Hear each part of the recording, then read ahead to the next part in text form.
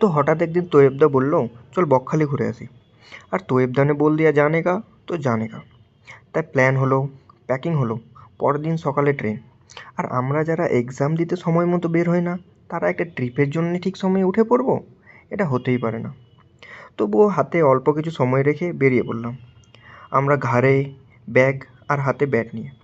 সময় কম থাকায় দৌড়ানোও শুরু করলাম, কিন্তু শেষ পর্যন্ত ট্রেনটা আর পেলাম না।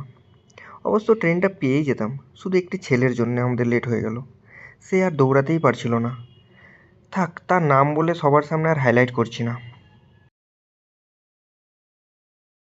সে যাই হোক, তারপর আমরা পরের ট্রেন করে গেলাম লক্ষ্মীকান্তপুর। সেখানে ব্রেকফাস্ট করলাম এবং সেখান থেকে ট্রেন ধরে নামখানায় পৌঁছালাম। পৌঁছানো মাত্র একটা সেলফি আর একটা রেয়ার ক্যামেরা দিয়ে ছবি তোলার পর চললাম গাড়ির খোঁজে। বাট সেখানে তো দেখলাম গাড়িই আমাদের খুঁজছিল। ভাবার বিষয় ছিল টোটো করে যাব না বাসে। বেশ কয়েকটা টোটোওয়ালাকে রিজেক্ট করলাম এবং শোয়েব ভাই একটি টোটোওয়ালাকে একটু ইংলিশও শিখিয়ে দিল। তারপরে ঠিক করলাম টোটোতেই যাব। তাই একটা মোটিভেটিং হার্ডেলও করে ফেললাম।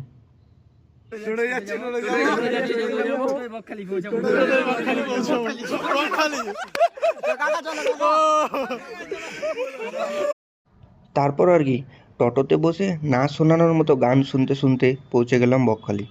সেখানে হোটেলের খোঁজ করায় শুনতে পেলাম 500 টাকা রুম রেন্ট। এত কম দাম শুনে সবার মনে একটা মুচকি হাসি আসলেও ধর্মতলায় 200 টাকার জামা 50 টাকায় কেনা আমাদের মাইন্ড বলল, না, আরও একটু নেগোশিয়েট করি, আরও একটু কমাই। তাই হালকা নেগোশিয়েট করলাম এবং 400 টাকা করে পার রুম ঠিক হলো।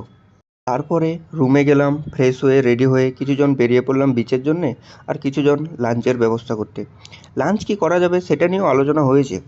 আমরা ভাবলাম আমরা এসেছি অ্যাডভেঞ্চার করতে, কিছু নতুন জিনিস ট্রাই করতে।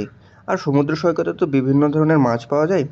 আর এত কিছু ভাবনা চিন্তার পর আমরা ঠিক করলাম দুপুরে আমরা খাবো চিকেন আর রাতে খাবো ডিম।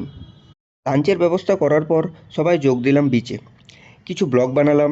আমরা চলে এসেছি, এটা আমরা দেখতে পাচ্ছি বকখালি ফাইনালি একটা ট্রেন মিস করার পর কিন্তু আমরা এসেছি।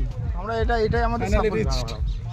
কিছুক্ষণ ক্রিকেট খেললাম, আরও কিছুক্ষণ ক্রিকেট খেললাম, আবার একটু ব্লগ বানালাম। ক্লান্ত শরীরে শান্ত মনে নিষ্কলঙ্কহীন বাতাস পেতে আমরা শহরতলি থেকে অনেক দূরে একটা জাস্ট ছোট্ট প্রচেষ্টা করেছি। তারপরে রিজওয়ান ভাইয়ের মন রাখার জন্যে হালকা একটু ফুটবলেও লাত মেরে নিলাম।